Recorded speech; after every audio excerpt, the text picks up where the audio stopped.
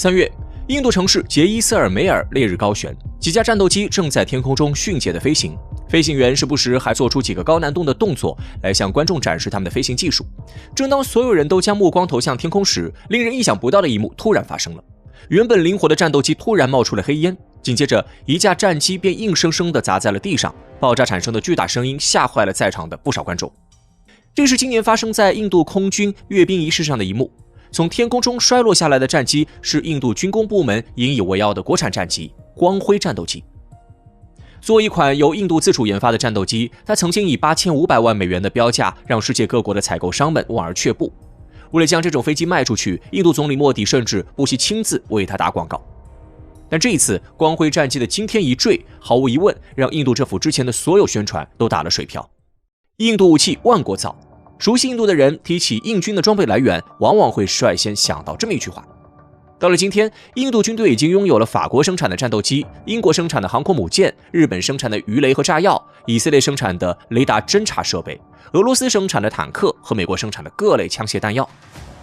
这样的武器装备配置模式带来的后果，自然毫无保留地体现在了印度军队的战斗力和协同作战能力上，以至于印度军队现在已经成为了很多人眼里的笑话。因为本国军队内部的武器装备参数完全无法统一，所以一旦印度军队的武器装备出现任何使用上的问题，就必须送回原厂进行维修。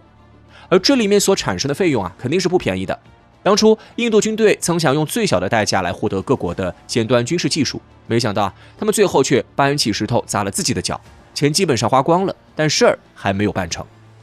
无奈之下，印度想起了启动自研武器的工作，但自研又谈何容易呢？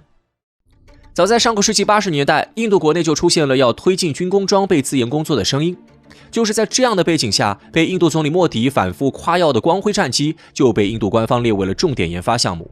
为了完成设计任务，印度军方甚至还花大价钱从国外聘请了技术人员。根据印度官方公布的数据显示，这款被称作光辉的战机是一款单座单发全天候超音速第3代战机，其在技术指标上与美国的 F-16战机和苏联的米格25战机同属一代。但美国和苏联早在上世纪70年代就已经研发出了第3代超音速战机。在印度开始研发第3代战机的时候，美苏两国也基本上实现了对第3代战机的列装工作。即便是日本、英国、法国这些国家，也差不多在上世纪80年代中期就已经彻底完成了对第3代战机的研发和装备工作。所以，印度的光辉战机从刚刚开始研发的时候，其实就已经落后于世界先进水平了。然而，这对于印度的光辉战机来说，这还远远不是最致命的地方。由于印度军工系统内部贪腐现象相当普遍，各级的研究人员和研究机构贪污经费的现象时有发生。这种情况直接导致印度的军工研发部门花了几倍于同行的成本和代价，却依然拿不出一款第3代战机的成品。直到2010年，印度军工研发部门才正式宣布关于光辉战机的研制工作顺利完成。这个时候，距离其他国家列装第3代战机的时间已经过去了将近30年。也就是说，印度的光辉战机一生产出来就是一个相对过时的产品。这个时候，很多国家都开始着手研制自家的第5代战机了，但印度人还在为他们自主研发的第3代战机而沾沾自喜。2013年12月，由印度自主生产研发的光辉战机终于正式服役了。无数的印度民众对这则消息感到欢欣鼓舞，但这对于印度的飞行员来说，这更像是一场噩梦的开端。虽然印度人声称光辉战机是100%由印度军工部门自主设计和研发的杰作，但只要拆开这架战机仔细查看，就会发现其内部的零部件也同样遵循了印度军工部门从前的万国采购原则。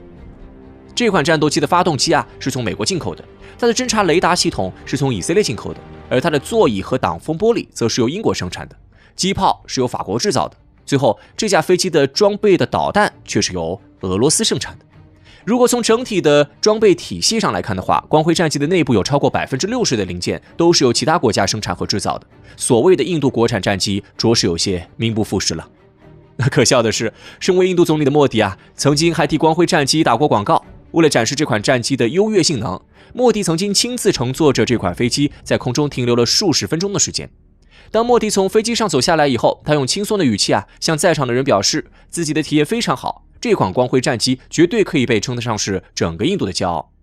可莫迪前脚刚刚称赞完光辉战机优越性能，后脚就有印度飞行员驾驶着这款战斗机发生了坠机事故，而且印度光辉战机的这一惊天一坠，瞬间就受到了各大国际媒体的关注。根据报道显示，3月12号当天，一架印度生产的光辉战机在接受检阅时突然发生坠毁，坠机现场瞬间冒起了滚滚浓烟，也传出了巨大的爆炸声。所幸这场坠机事故并没有造成任何人员伤亡。飞行员在坠机事件发生的一瞬间，熟练地打开了座椅上的弹射装置，将自己送出了机舱，并缓缓降落在了不远处的空旷地带。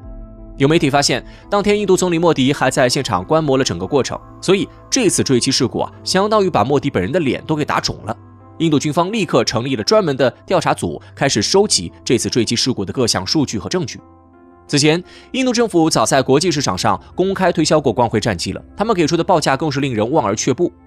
根据印度官方公布的数据，一架光辉战机的零售额就达到了惊人的8500万美元。要知道，由美国洛克希德马丁公司生产的第5代战机 F-22在对外销售时的定价也仅仅只有8000万美元。有分析人士认为，或许是因为印度的光辉战机生产时间过长，导致其中产生的研发成本和生产成本都居高不下。无奈之下，印度政府只能通过抬高定价的方式来收回一部分成本。但每个国家的武器装备采购都会选择货比三家，因此在经过一番对比之后，几乎没有人会购买印度生产的光辉战机。这次的坠机事故更是让印度光辉战机的销售状况雪上加霜。虽然这已经不是印度空军第一次发生坠机事故了，但这却是印度国产的光辉战机完成自首飞的23年以来首次发生这样的事故。所以有媒体也用戏谑的口吻表示，这次的坠机事件彻底打破了印度光辉战机的不坏精神。坠机事故在印度军队中事实上已经算不得什么新闻了，印度军队坠落的地点也经常令人感到瞠目结舌。有的印度军机会坠落在海里，有的印度军机会坠落在训练场上，甚至还有印度军机在坠毁时会引燃附近的民房。更令人感到奇怪的是，不管是哪个国家生产的战机，只要被印度的飞行员开上了，几乎都会发生坠机事故。2019年就有印度飞行员在驾驶俄制苏30战机时突然发生了事故，这架战机最终坠毁在了印度洋里，成为了当时全印度的热点新闻。事实上，自印度空军诞生以来，摔毁的战机已经累计超过了2000架，这个数字放在其他国家的飞行员队伍中，绝对是令人难以想象的。因此，除了印度人喜欢改造飞机的毛病之外，印度飞行员糟糕的技术和理论知识，恐怕也是导致坠机事故频发的关键原因之一。印度的军工产业之所以会发展到今天这样的地步，纯粹是一部分印度人咎由自取的结果。自主研发的武器装备代表着印度人心中成为军事强国的理想，但每次坠机产生的爆炸声都会将印度人拉回到现实当中。也许在未来的道路上，印度的军工部门和高级官员还有很多难题需要去克服，他们面前的道路也注定充满了坎坷不平的各种阻碍。